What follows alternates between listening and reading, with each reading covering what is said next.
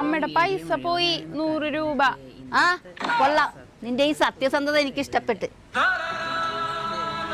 200 രൂപ നിന്റെ കയ്യിൽ ഇരിക്കട്ടെ.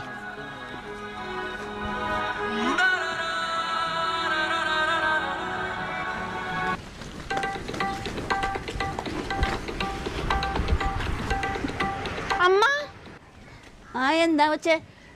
വീണ്ടും 100 രൂപ പോയി. ആ വീണ്ടും നിന്റെ സത്യസന്ധത എന്നെ അത്ഭുതപ്പെടുത്തി.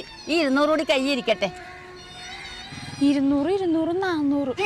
ഓഹോ, ഈ അമ്മക്ക് സത്യസന്ധന്മാരെയാണ് ഇഷ്ടമല്ലേ? ഒരു പണിയുണ്ട്, ഇന്ന് തെണ്ടിക്കിട്ടി ഈ പൈസ മുഴുവൻ കൊടുത്തു കഴിഞ്ഞാൽ ഇതിന്റെ ഇരട്ടി എനിക്ക് കിട്ടും.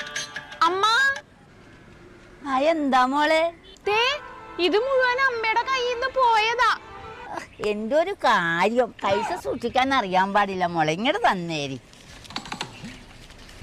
അയ്യോ, എന്റെ പൈസ.